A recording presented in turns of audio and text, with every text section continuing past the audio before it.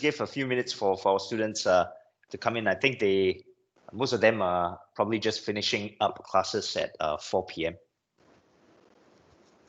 Okay. Busy day for you? Always. Back to back, the work from home makes me feel like I'm living at work. It's more work than ever. Right, cool. I think Junxian is here as well. Hey, Wilson. Hey, hello. Hi. Hi, Junxian. Would you be turning on your camera? I just couldn't see on my screen. Hey, my camera is on. On? Yeah. Okay, give me a second. Let's just give a few minutes for students because most of them just finished class at 4. So I think there'll be a couple of minutes.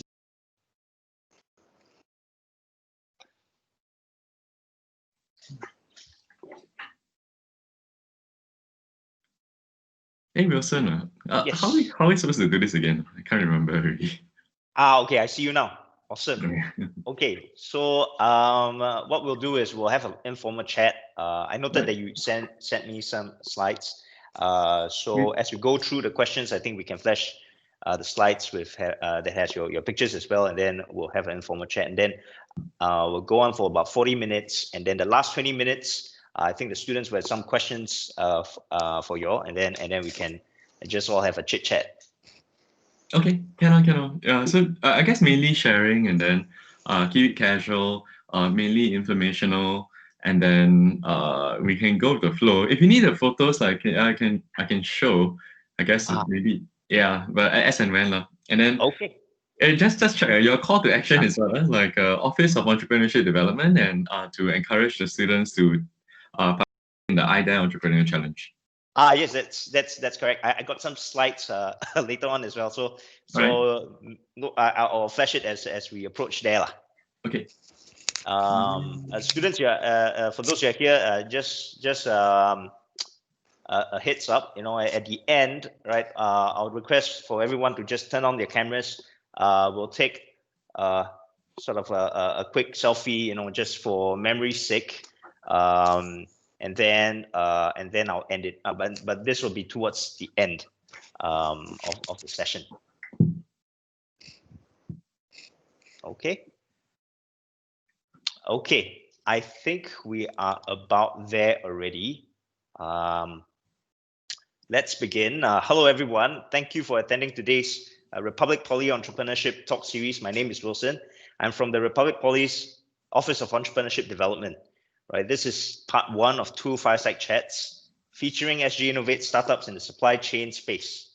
For students and staff tuning in, not too sure what SG Innovate is about, just a brief introduction. SG Innovate is a government-linked organization where their mission is to help entrepreneurs build deep tech startups to solve the world's hardest problems.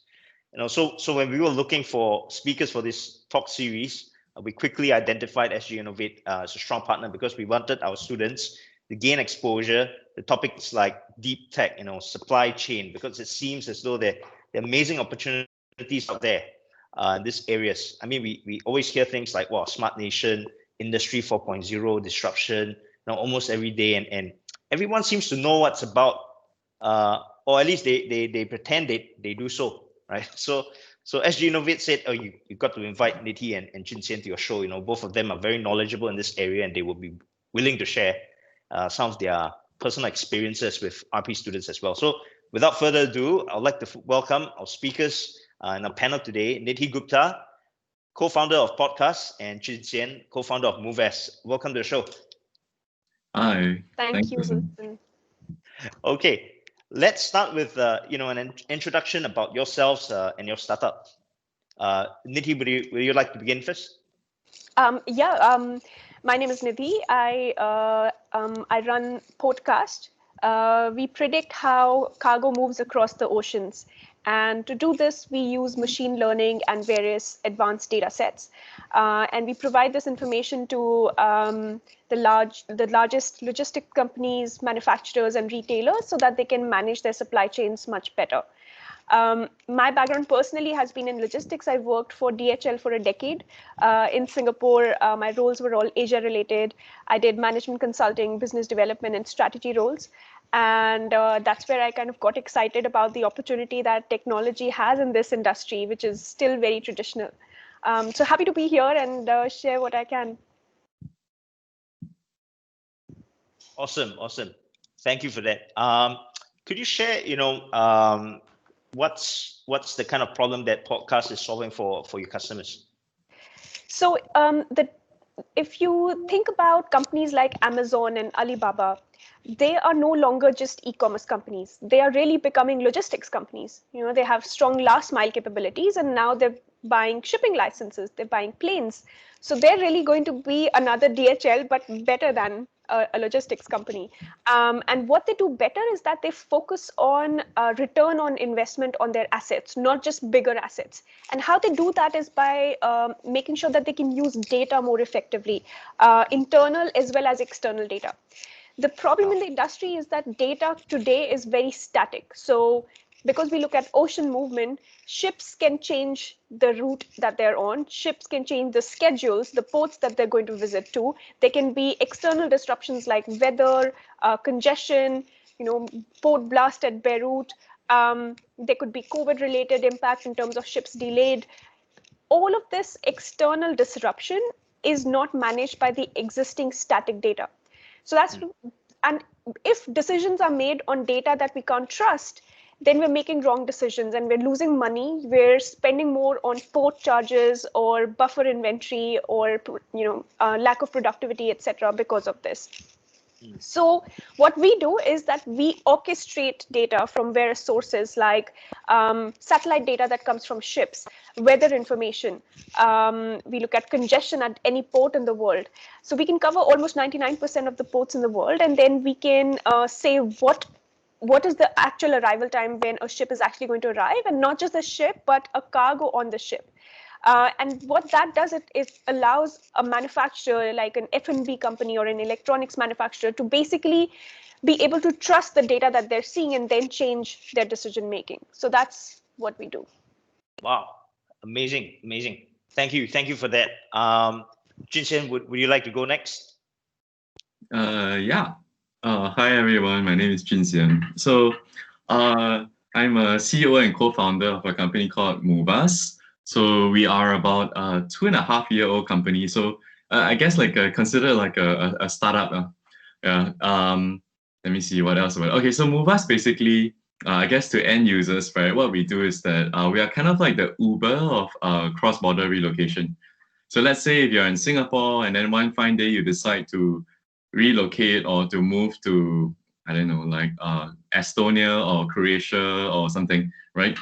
You basically come to our website, you key in where you're moving from, where you're moving to, and then we'll solve everything for you.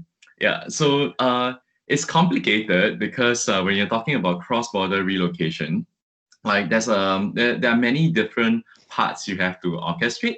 So for example, right, if you're in Singapore, to kind of move your stuff all the way to Estonia, you need, talking about packers who are coming to your house, then truckers, then hauliers who are hauling like the container, then it goes to a warehouse, after it goes to the warehouse, it clears customs, then it goes to freight, then freight is like land, air, and sea, right? And then in Estonia, the exact opposite. So all of that over again. So through the backend system, right, you have to kind of orchestrate all of this, and you have to orchestrate all of it in real time, which means that you need data and you need you need an algorithm. So you basically need a mathematical formula to decide, if you're using company A or company B or company C, how fast is it? How much is it going to cost? All of that.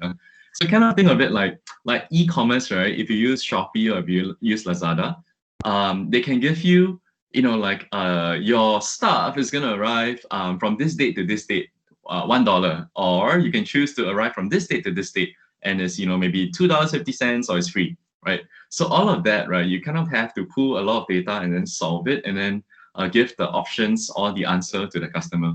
So long story short, to the customer, right, they just come to our website and then it's done, right? But on the back end, to make sure that can happen, right, there's a whole bunch of stuff you need to build. So yeah, that's kind of like I guess what Moovaz does. Then I guess as an individual, like I'm a local graduate. I went JC, so I went to JC, studied a whole bunch of maths and physics that I never really use again. And then I went to university. I did business school, specialized in finance. Subsequently, I went to do. Thanks, Wilson. Yeah, I went to Harvard. I did economics and finance. Went on to do my MBA, came out even more confused, which is typically what the business school does. Then I became a venture capitalist. So I first started in tech, being an investor. Subsequently, like the first time I started operating, like I guess a tech company was actually in e-commerce. So Shopee was kind of my first. A few of us were the founding team of Shopee, and then specifically in Shopee, my job was to set up Shopee, right? So that's like the corporate secretarial side of things. Then I set up the payment systems in the 7 countries that we operate in, and then the logistical systems. So other startups I dabbled in funnel, right? Fintech. My previous company was cybersecurity, whereby we work with large giants around the globe, like Alibaba, Singapore Airlines, for example, Razer in America, T-Mobile, Vodafone, the likes. And then Moovaz is logistics. So if you look at my CV, right, it's like very, very messy. It's very, very chapalang. So I think what I am is maybe I'm a tech operator.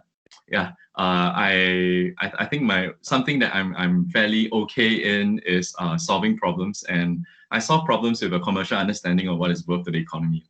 Yeah. So all in all, I'm an operator. So happy to be here to share about I guess my very very functional and very practical journey as an entrepreneur thus far. Cool. Thanks so much for being here, Junxian. Okay, so my next question for Nidhi is, we've got like AI, blockchain, robotics, all these considered deep tech. What's your perspective of deep tech, and do you have like the most simple way of explaining it? To have the most simple way of explaining it, I think, like I come from a business background, right? So for me, technology is an enabler. Ultimately, if it's solving a particular problem, a pain point that the customer has, only then it's going to be adopted.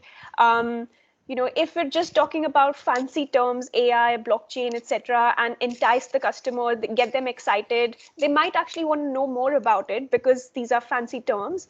But eventually, they will only use it and change their behaviors or workflows if it has a real advantage to them, if it changes their pain point or solves their pain point. Because we work on so deep tech for me, having worked in an AI startup for a few years now, deep tech for me is something that requires a lot of learning, especially AI. It requires, as humans, we remember directions, we remember people, we remember who is an expert on what. This is kind of this happens because we basically use our experience. We've gone through the same situation multiple times, and therefore we remember, we learn over time. The same thing we've tried to build into software. So we've tried to tell the software, okay, if you see cats, dozen pictures of cats, hundreds of pictures of cats, then you can recognize the next cat. If you can see patterns about Chinese New Year, about trade movements, then the next time Chinese New Year happens, you would be able to learn some things around that. Of course, it's a lot more complicated than how simple I'm making it. But in a simple way, it's basically providing that art of remembering and learning to a system. And of course, it's built by humans, and it has to be used by humans. So it needs to be very easy to understand. So I think the a lot of fancy neural networks or deep learning algorithms are kind of black holes for the user, because they want to understand why is a system actually saying or predicting something. So the more sort of we untangle this technology or make it simple for the users to understand, the better it is to be adopted. So that's kind of how I simply think about deep tech. Great, thanks so much. Junxian, what's your take on deep tech? Oh, like, okay, so I think like quite a difficult question. Yeah, and Nidhi probably cannot agrees. And I feel the challenge is that okay, so basically from my understanding what deep tech is, right, it's probably something they have to build that, you know, it's basically engineering wise or scientifically speaking quite difficult to build, right? And the challenge with that, right, is that it's a bit of a moving target. Let's just say, right, technology today and technology 5 years ago, right, it's not the same. So what was considered deep tech 5 years ago, it's probably no longer considered deep tech today, right? So I feel it's a little bit of a moving target. Yeah, so just bear that in mind, right? Deep tech is not exactly a very defined term, but I think broadly speaking, if there's something that, you know, poses like significant engineering or scientific challenge, right, to build up, I think broadly speaking, you can consider it deep tech. Yeah, so so for example, right, Moovaz, right, we used to be built on blockchain, right? So it sounds deep tech, right? But if you fast forward to today, right, blockchain has kind of like developed to a certain stage whereby it's not as difficult to build up as it was in the future. Yeah, so therefore, if you ask me today, vis-a-vis like when I first started, right, blockchain was probably considered deep tech then, but now I wouldn't consider it deep tech because, you know, it's something you can get off the ground in 3 months, right? So I therefore wouldn't consider it deep tech. So I think that's just my 2 cents worth on what, you know, deep tech is. It's supposed to be engineering wise and scientifically speaking. There's some barriers, right? You're going to need a bit of research before you can build something up. But yeah, once again, it's a moving target. Can I just add, you know, like, Sure. So technology is like the core of what a deep tech startup does, but how it is consumed by a customer has to be very simple. So, you know, I just got off a call with a customer. It's a large logistics company, and they don't care about the app or the web page or, you know, APIs or anything. They're saying, just give me a report on a monthly basis. And we're like, okay, we can do that. And so, you know, behind the scenes, there must be a lot of things that we're doing from an engineering perspective. That is the hard thing to do. But for a user, it should be so simple that it's almost like magic for the user. And that's what is the power of technology now. Nice. I like the way you say it. It's at the end of the day, it's always still solving the problem for the customer. Yeah. Awesome. Thank you. So I just want to shift our conversation, you know, back to the time, right, when you were just starting out. And Nidhi, what's your startup journey like? I studied computer science engineering, and then I did an MBA in India. I joined DHL's management consulting arm. So I was a management consultant working with senior executives, C-level people in DHL, trying to solve big problems. You know, how can they grow their market share in a country? How they can improve their costs and things like that. And it was very exciting to get that opportunity at the start of my career. And then I progressed into working into more business development and sales roles and strategy roles internally in DHL, working with customers. So I really enjoyed the customer interactions and trying to solve problems for the customer with the products that the company had. And then towards the last part of my career, there was lots of innovation things happening in DHL or in logistics in general. You know, Amazon was coming in. They had robots running throughout their warehouses. DHL was still doing it manually. You know, there were drones, there were, you know, AI, obviously. There was a lot of different things that were happening. So that was very exciting. So that's where, you know, I picked up a problem a product that I was selling to customers, and I wanted to build that from start to end and bring it to market. So my challenge was, how do I find someone who understands the tech behind it and is able to solve that and build it together with me, and that's how we could kind of build the company together. So I actually went through the accelerator route, and I joined Entrepreneur First, which is a deep tech startup accelerator associated with SG Innovate, which helps you find a co-founder complementary to your skills. And that's where I met my co-founder, and I really sort of appreciated the Entrepreneur First process about validating ideas, keeping customer first, going through the fundraising journey, raising our seed capital with VCs, And that was basically the start. And I think, all of the things happened in parallel. So you're building a team, raising capital, getting customers, running the operations day to day, all together. So I actually say being a CEO is almost like chief of kind of everything. So you're, a small team, you're just doing everything. You're your assistant, and you are you are the management. Yeah. So I yeah, was just thinking, you're doing really well in the MNC. You've got good pay, got good perks. Why would you throw all of that away? yeah, To be in your startup and, like you said, out in the woods, zero salary, crazy yeah. working hours. Yeah, absolutely. I think the grass is always greener on the other side. But yeah, I actually think I was kind of, if I look back, I think I was kind of cruising when I was in the corporate role. Of course, I had, sort of hard days and hard stuff to work on, and targets and everything. But I think, you get that sort of salary in the bank, you have a good life. It's almost like, put your sunglasses on and hat on and sit on the beach. So it's kind of like cruising. And being in a startup is a roller coaster every single day. You might be feeling completely different in the morning, and then you might be, at your lowest point in the evening.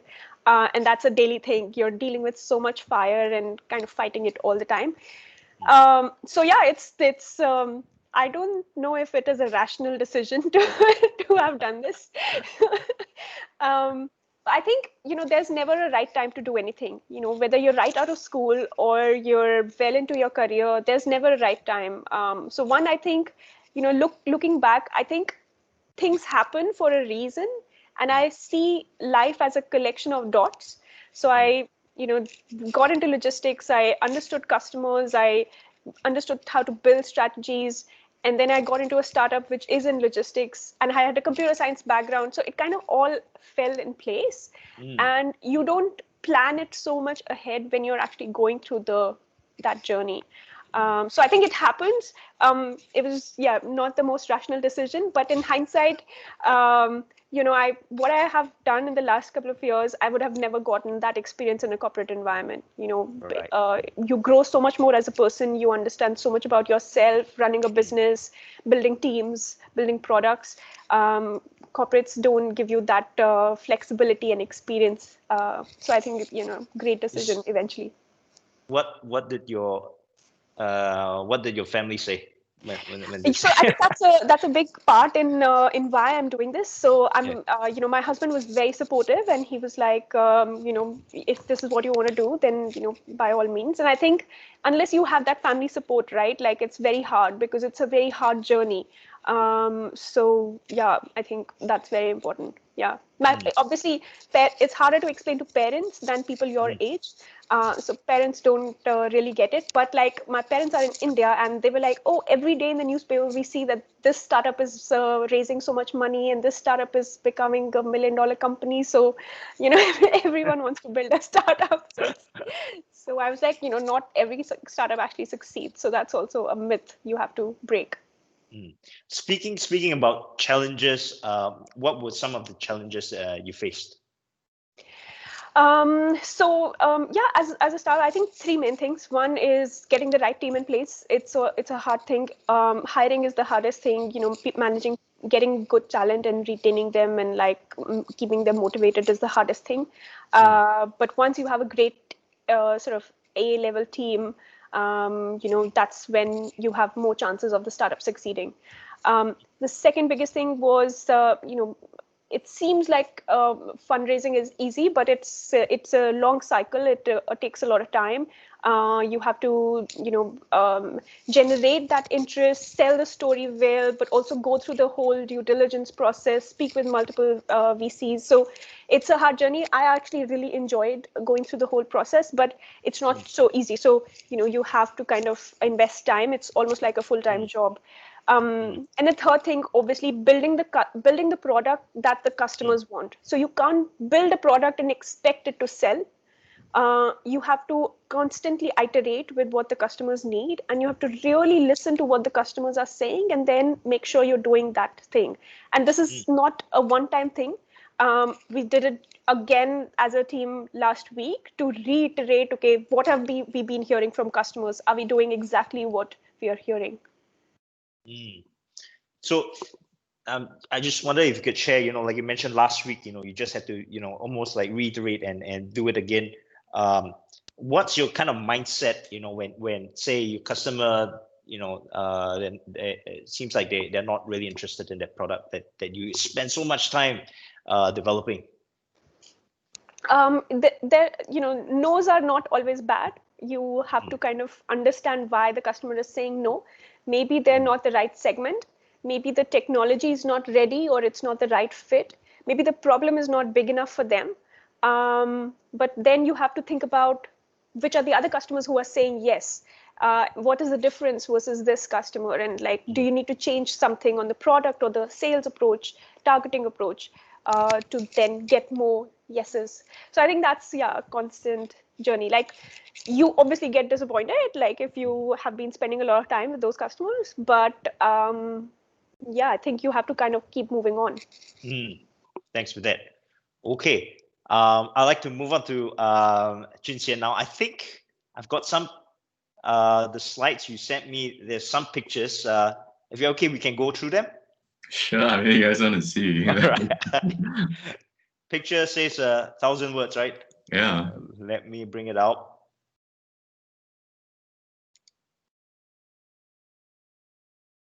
I thought they were amazing, actually. Some famous names. Highly random.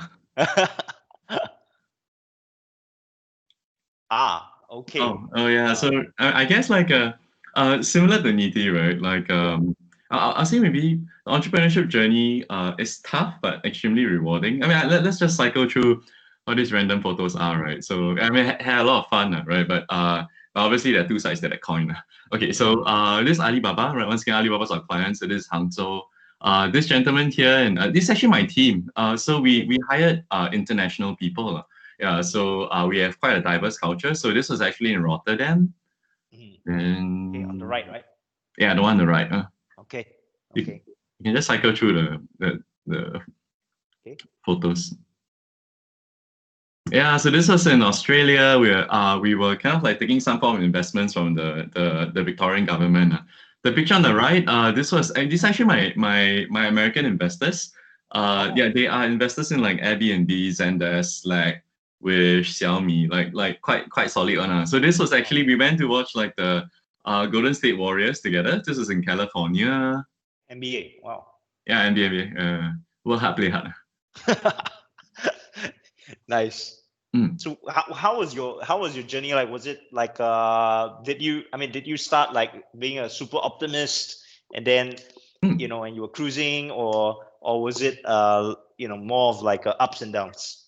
Confirm up and down. So yeah, I guess like as Nidhi was like sharing just now, I think like there are quite a lot of commonalities in the journey. But obviously, because I guess you guys are all like very young dudes, right? And guys, so what's worth considering, right, is kind of like you don't have to be an entrepreneur, right? So I feel broadly speaking, like my experience has like highlighted that there tend to be two kinds of entrepreneurs.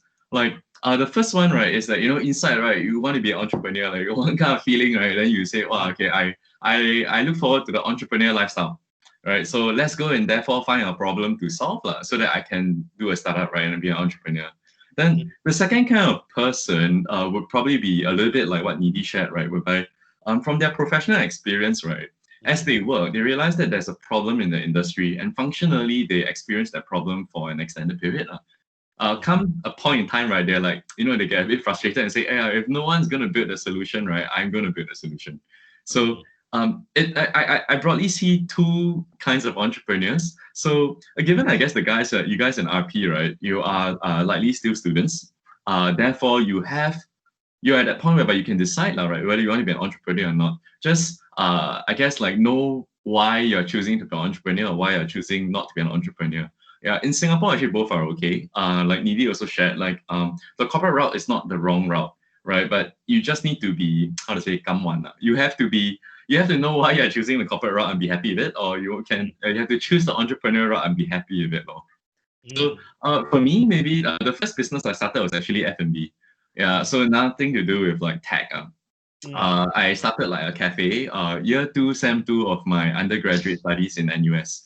Yeah. All right. So I would say when I started that, right, the feeling I got, right, was more the first kind lah. I just want to be an entrepreneur. Yeah. So try to start F&B lah. And you know, F&B is cafes.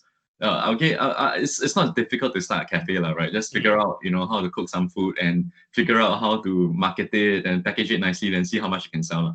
Yeah. So Yes. very low barriers to entry.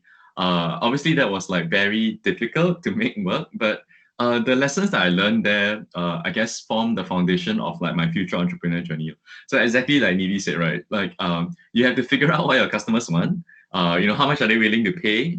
You have to keep taking their feedback in and then iterate your products. So for us, it's basically our first cafe was operating in a hostel. So we have to understand that hostel students sleep very, very late one. Therefore, we only open at night. And then strangely, they all like to eat fried food, right?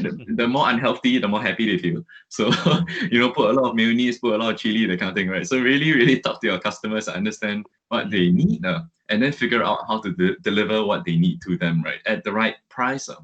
So that, I guess like that learning is still kind of like relevant to a tech startup, which we do today, right? And obviously we have a little bit more technology now in our business. So that part is the same, but I think ultimately, right, like and Nidhi probably will also like concur with this. It's different to be.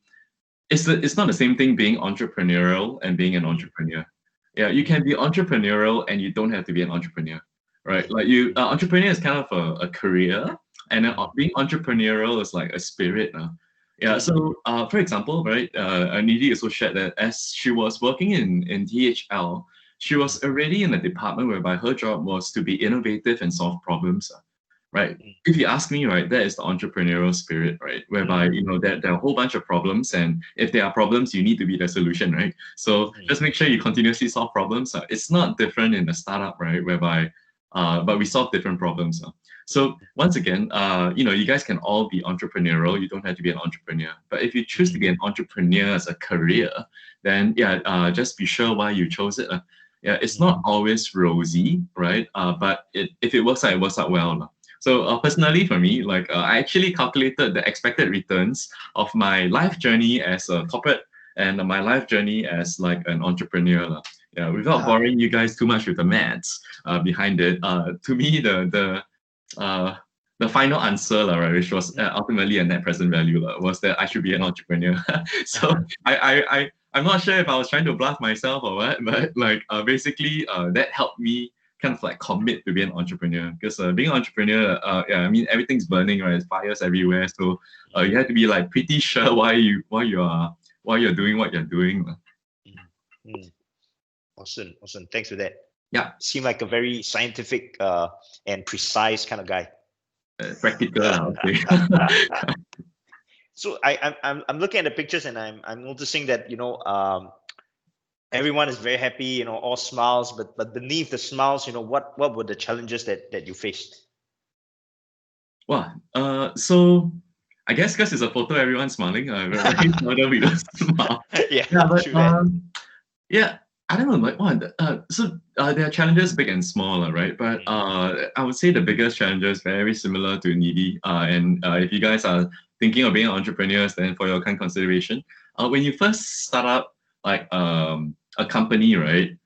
You have no money, you have no product, and you have no team, right? So you just have to ask yourself which one you solve first, and then, you know, if you solve one, then the next one will come, then the next one will come. So it's like a continuously balancing act. But as you start up, right, you're normally starting from ground zero, so everything is a challenge. But I would say the biggest challenge ultimately is managing yourself. Yeah, because a startup or a business, right, only really fails when the entrepreneur gives up. Yeah. So for example, right, now got COVID, right, and all this kind of like jazz. So Moovaz will only fail, right, the minute I give up. What is the worst case for Moovaz? We maybe have to let go of the entire team, and maybe it's the entire Moovaz business only has me left, and you know, I try to survive on instant noodles or eating grass or something, right? But technically Moovaz has not failed, right? So maybe, you know, when the COVID situation abates, then the economic situation starts getting better, then, you know, I start hiring back again. then become like that kind of success story, right? Well, the entrepreneur never give up, that kind of thing. Okay, so once again, right, I would say the biggest challenge ultimately, right, is that managing yourself and managing your own morale is very important. Because you don't have a boss, there's no manager, you don't have colleagues, there's no ecosystem to support you, this kind of thing, right? Ultimately, you go to bed at night, right? You answer to yourself, right? So you just need to be very, very sure why you're doing what you're doing. And in the beginning days, right, nobody believes in you, right? Investors don't believe in you, and it's your job to prove otherwise, and therefore ask for their money, right?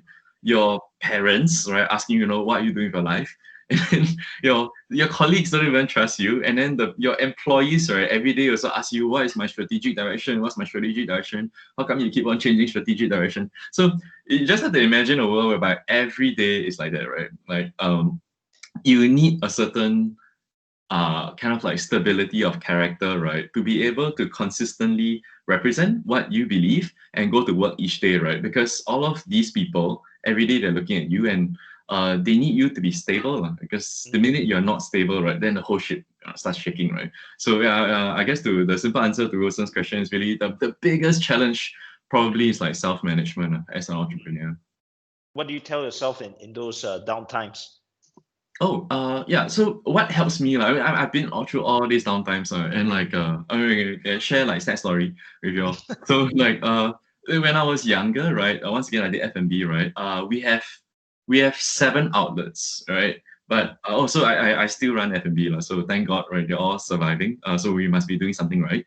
Like we have 7, but we've opened 9 before, which means that 2 failed, right? So I remember in the second one failed, right? Wow, like, okay, it's a Chinese saying called 祸不单行, so like shit doesn't come alone, right? It comes in like in one truckload of it.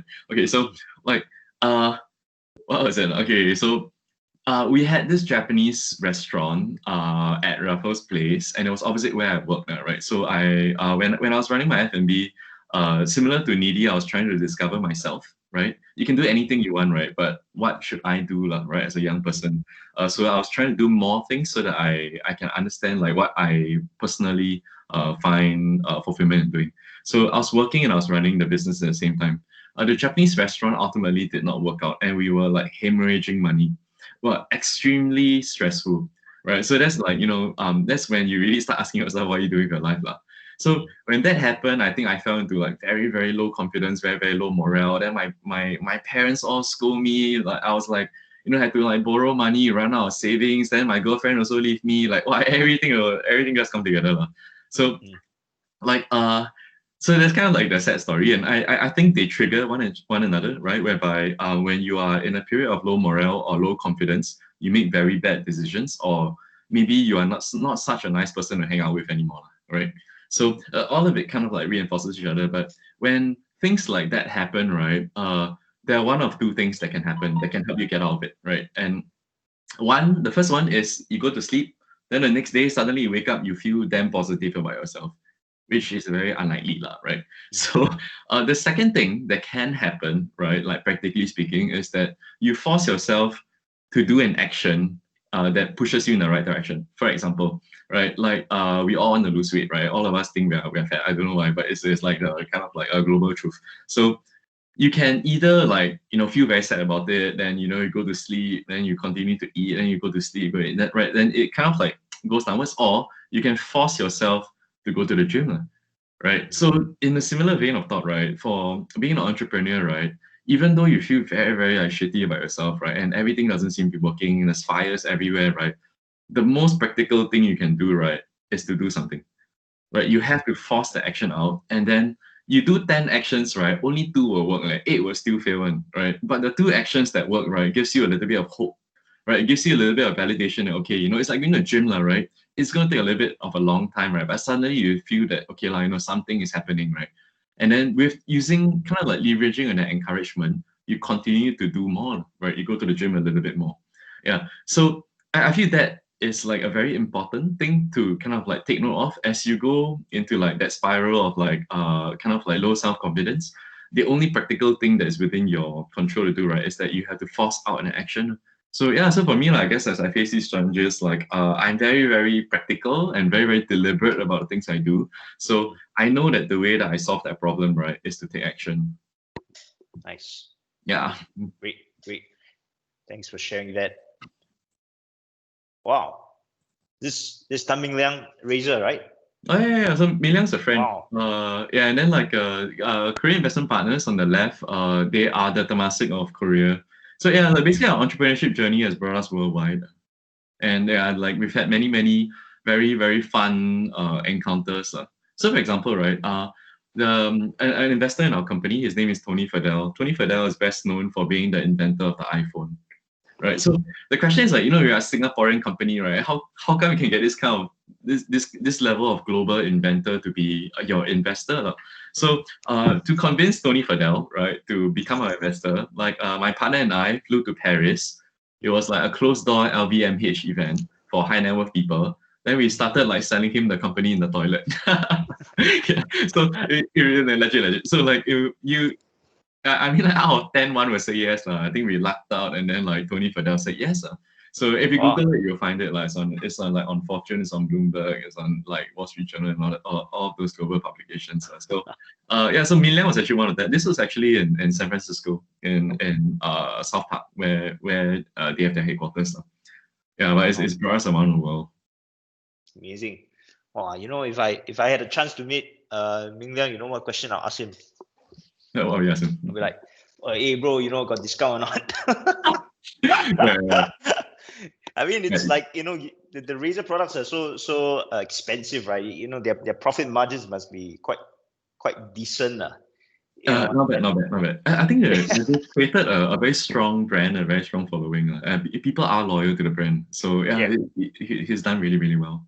I'm sure our students will be very familiar. I mean, it's like it's so expensive, but it's so still, so there's so much demand there.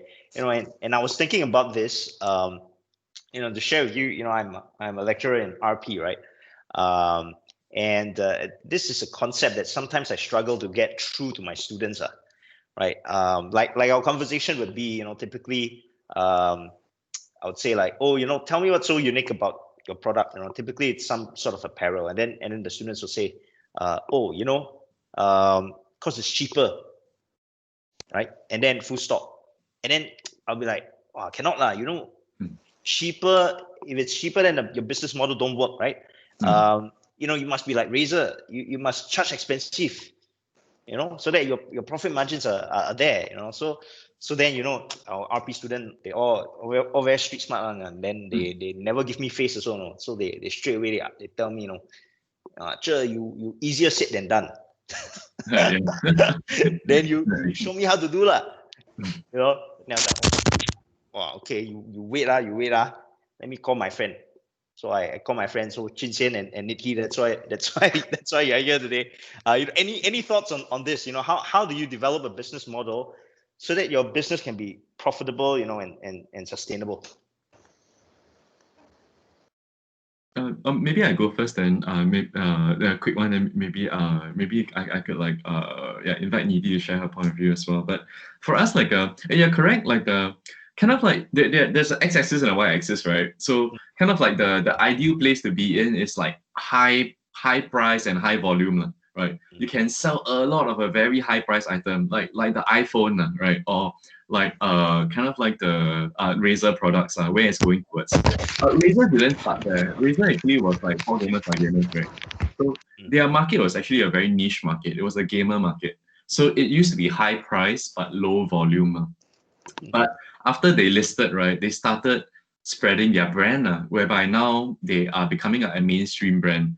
Another good example is like Secret Lab chairs, right? Whereby, they used to be a gamer chair, but now like everyone's working from home. I just see a lot more of these gamer chairs in everyone's house. So they are moving towards that. But creating that kind of demand is very difficult, because normally for high volume items, right, the price is low. Right, so Xiaomi, for example, right, can sell to China, can sell to India because it's low price.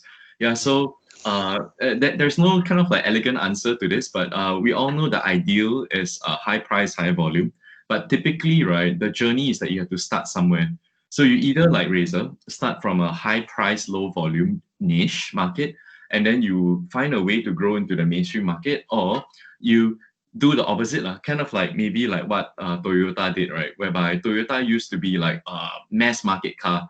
So it's like mass market, low price, right? Then once you kind of like grow and you become strong in that niche, then you go upwards. So you start launching like Lexus, that kind of brand, right? Whereby you start moving up the value chain and selling higher and higher price.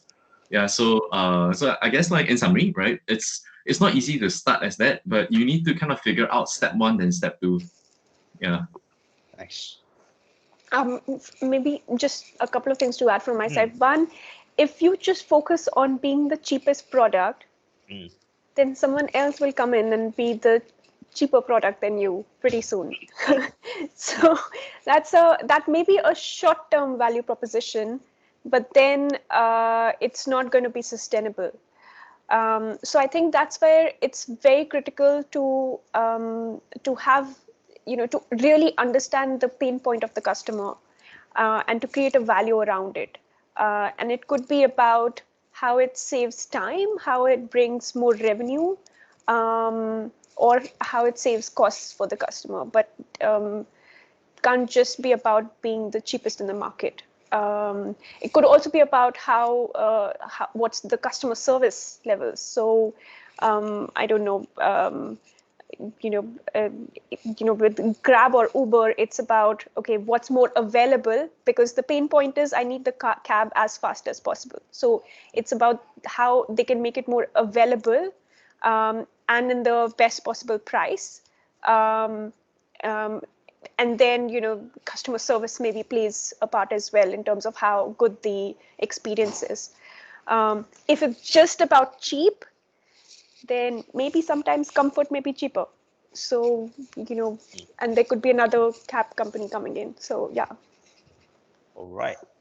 Thank you so much for that. Mindful of time, so I think let's move on to the Q&A session.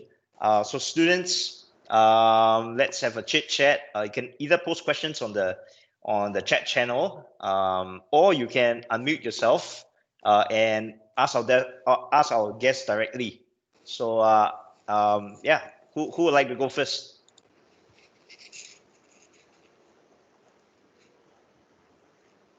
Don't be shy.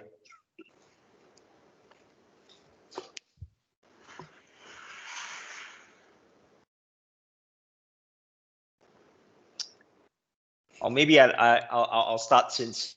Yeah, I have a question. Okay, go ahead, fire. Yep. Hi guys, thanks for the presentation. I'm from mechanical engineering, so I'm just wondering, deep tech sounds like it's going to be protected by a lot of patents and stuff like that. But do you have any idea how, like, for example, if I have to design a really nice spoon, for example, is there a way I can protect it and, it can be a form of deep tech in a way?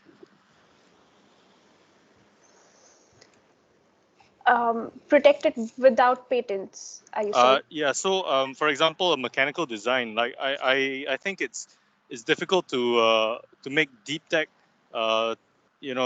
things out of certain things. Like, for example, if it's a design, mechanical engineering design or something like that, it might be difficult to be considered deep tech, would it? Not necessarily. I mean, so I know a couple of startups who started in the same program with me, and one was building batteries, a different type of batteries. So that's kind of various kind of engineering concepts, mechanical, electronics, etc. But material engineering, etc. But they could totally get a patent on it. So I think, even AI modeling approach or data orchestration approaches can get a patent. So it's really about the uniqueness of it. Maybe I don't know if I answered the question. Yeah. Yeah. Thanks, Nidhi. Hey, Alex. So so maybe like a good way, my 2 cents worth, a good way to think about it, right, is that there are startups and then there are SMEs, right? Just for the sake of discussion, maybe startups are more tech focused and then SMEs are more business focused. So it sounds a little bit that what you're thinking of is like is product, right? And then making sure you design a good product and then selling it to the market. So the way that business model works, right? I mean, both are entrepreneurship, right? So the way that kind of like business model works is really like it's product design, And then you can consider getting a patent for it or kind of protecting the IP for it. Like okay, so in Singapore, if you want to file it, it's about $2,000. It's going to take about 2 years, and it's going to, after the 2 years, you might pay another 15,000 to 20,000. You get some kind of patent, you protect it, right? So that's one way of doing it. But from maybe like from a startup perspective, and from a very practical perspective, right? I find that personally, like IP and patents, right, are what you do when you're a very large company, right? So let's say right, one fine day you design like some kind of spoon, right? And then then suddenly you realize Jamie Oliver, right, using your spoon, right? Are you going to sue him for your patent? You can sue him, but it's very unlikely you win, because the resources he has, right, and the resource you have, right, not the same, right? So so I would say that, I feel IP is more something that you do to protect, right, your business. But in the earliest days, right, the best form of defense, right, is attack. Yeah, which means that you just make sure you're the biggest. Okay, right. Like, for example, now one fine day, right, like I have the IP to Facebook, right? And I say, yeah, actually, I was the original designer of Facebook, and then Facebook read me off and everything. So a few things can happen, right? The first thing is that it's very unlikely I can sue Facebook and win, right? So that's the first thing. So, even after IP, how practical is it? Like, that one questionable. The second thing, right, is that, okay, so let's say Facebook say, okay, I don't use your IP, right? And then like Lee Junxian, right now, I can do my own Lee Junxian book, right? It's not going to be as good as Facebook, because Facebook is too big already, correct, right? So even at the technology, right, I don't have the market. So I still feel, therefore, right, in today's day and age, right, the best form of defense, right, is like market share. Yeah, you can spend your time trying to protect, right? Like, launch, go and file IP, everything, right? Or you can spend the same amount of time to go and maybe like gain a lot of market share. So in the earlier stages, I think my personal advice is like, hit like a sizable market share first, right? Because once you are at a certain size, right, a lot of things work a lot better for you. So the smaller companies will find it a lot harder to compete with you, and then the bigger companies will start taking note of you. Then when you grow even bigger, right, that's when you want to start using some IP, filing IP and start filing patents, right? Because now you are also big, right? So you might get into that legal war already. So yeah, so once again, like IP, like yeah, it's good to file, but I feel it's more of a nice to have. Yeah, just wouldn't advise it in the earlier stage. Great. Okay, thank you. Thanks, Alex, for the great question. Let's have the next one.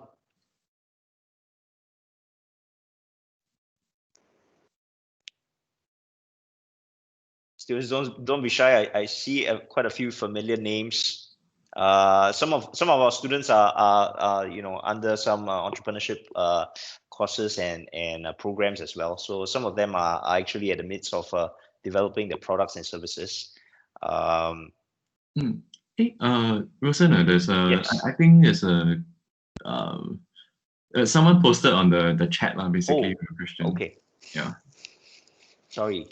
Okay, I'm looking at it now. Currently in the midst of COVID, so customer validation is hard to get a good amount of outreach. What would you suggest in terms of platform or any other ways from a perspective of a small startup? Good question.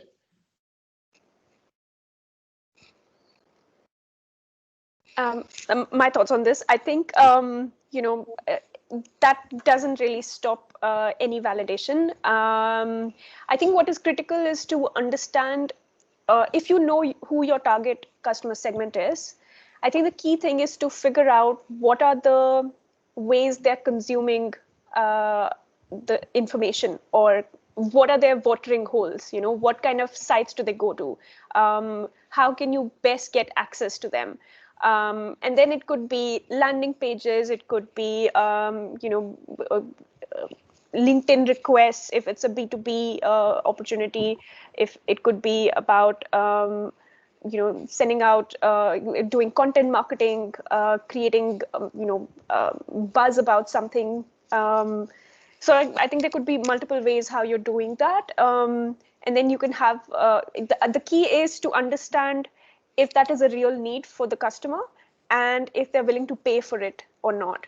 And the faster you kind of figure out what are those watering holes where they actually go, Is it a particular event that they like? Is it a particular social media presence? It's a page that that these kind of customer segments always go to. Once you figure that out, then that becomes your selling channel also, or marketing channel also. For B2B startups, for example, I mean, LinkedIn is for example, one way, webinars, etc. are another way when conferences and events are not happening. Cold outreach is another way. You have to be a hustler when you are trying to be an entrepreneur as well. Not just waiting for customers to come to your product, but you have to reach out and try and see if there's interest. So I think COVID has in fact made the world much smaller. So even as a company in Singapore, we have customers reaching out to us from France, from Germany, from anywhere, Belgium, anywhere in the world. People have kind of removed those boundaries that they only have to meet in person and they only have to work with someone in person. So COVID in fact has, sort of made it easier to get access to customers anywhere. Awesome. Junxian, would you like to add on? Yeah. I also totally agree with Nidhi. Like, in fact, I don't think it's a blocker, and I'm not sure. I'm not sure COVID made it more difficult. Yeah, in fact, now might be easier, right? Just kind of go through digital means. So platform or way. So top of mind, if you're a larger company, right, there are kind of like survey polling services out there. For example, SurveyMonkey, right? SurveyMonkey allows you to create a survey, but there's an add-on service whereby they can help you distribute it and get responses as well. Okay, so that's one way, right? If your customer validation is you want to go through surveys and survey responses. But I think like from the perspective of a small startup, right, I feel the most important thing, right, is to do qualitative surveys, which means like really go down face to face and talk to the person, right? You don't need like sample size n equal 50 kind of thing, right? You just need to talk to 5 to 10 of them, right? So in the earlier stages, right, I would probably place a lot more emphasis on that. Yeah, because the problem is that we don't really know the exact problem we're trying to solve, right? So what we need to do, therefore, right, is go with like an open mind, right, and then absorb as much as possible, right? So we try to ask like probing questions and then absorb. Yeah, and like a lot of the problems that come up, right, might surprise you, and those that surprise you, right, might be recurring. You talk to the 10 people, right, 8 of them say the same thing, but you didn't even realize. Yeah, so I'll say that that kind of intimate level of customer validation, I think amidst COVID, right, it's still the same. Yeah, so from the perspective of a small startup, right, yeah, like I wouldn't over glorify like large data sets and all that. Yeah, that one is a little bit further down the road. Yeah, I would place a lot of emphasis on having a lot more intimate conversations with like maybe like 10 people that I know to be good potential customers. Awesome. I really like the way that you all think about COVID, not just, we can't do anything with this pandemic going on, but, what are the opportunities that arise? I think that's a very strong mindset that our students can really learn from that. Okay, just one last question. Okay, Kira. Thoughts about podcasts? Oh, give me a second. Thoughts about podcast scene in Singapore? Are you actively involved in doing podcasts? Okay, I go first easier. So I suspect Kira might have got the wrong idea of what Nidhi does. But regardless, like a podcast up and coming, yeah.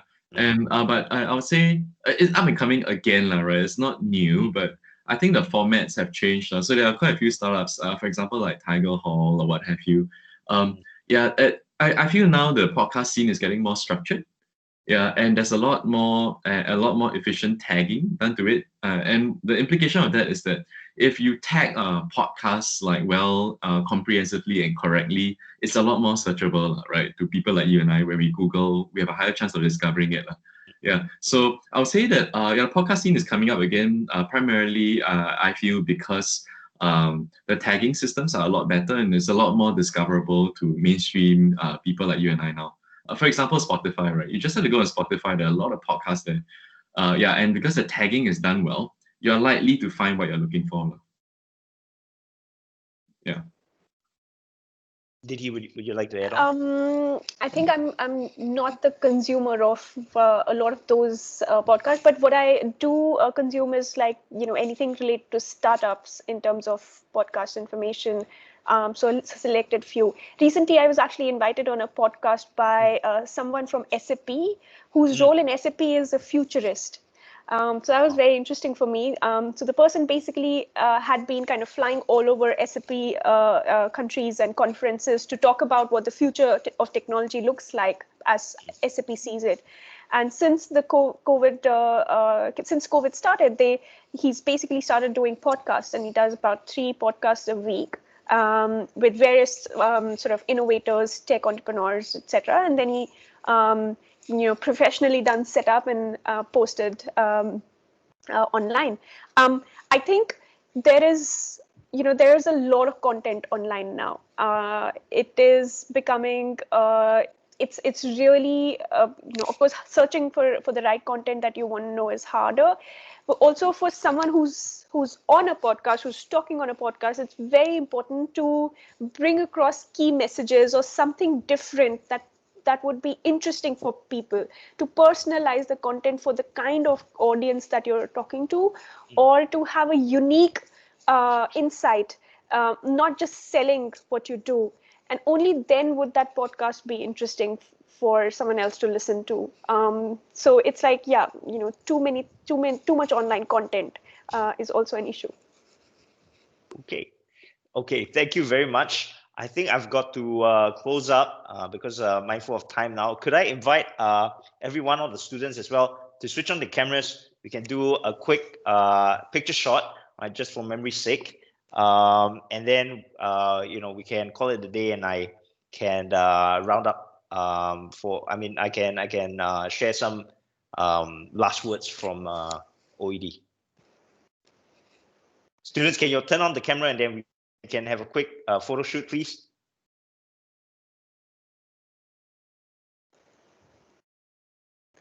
Don't be shy, don't be shy.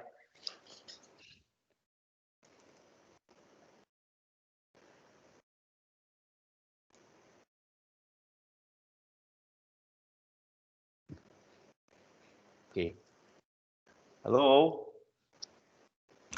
Where the rest? Hello, man. Oh, some of them are in school. Hey, Agapi. Shane, you there? Oh, it's okay. I think it's a bit challenging now because some of them are in school and at home and maybe outside as well. So thank you very much. Before I leave, I just want to share some of the events that we have organized coming up. Students, if you're after hearing the tuning into our fireside chat today, if you that you have an idea and then you want to take it a bit further, right? We have our idea entrepreneurial challenge. This is the RP Wide Startup Challenge, right? So submit your ideas. It's really easy. Go to the online. It's an online submission. So this year we hold it every year, but this year we have bigger sponsors, bigger prizes, and even an open category for more mature students and adult learners as well. So keep a lookout for this. The submission time deadline is 4th of December, right? You'll be hearing from us. We'll be sending you EDMs and the submission online forms. And if you have any ideas whatsoever, even if it's a very early stage, drop us a message, right? Send us an email, come and talk to us, or follow us on our Instagram account, right, at RP Entrepreneurship. We put up a lot of content over there, some educational materials and some of the our upcoming events as well. So do follow us. Yeah, okay, with that, I'd like to close off now. Thank you so much, Nidhi and Junxian, for joining us. I think our students learned a lot from this short session. And all the best, right? I'll catch up with you all again. Thank you very much. Thanks, Bye. All right. Thanks, Bye Nidhi. bye. Bye.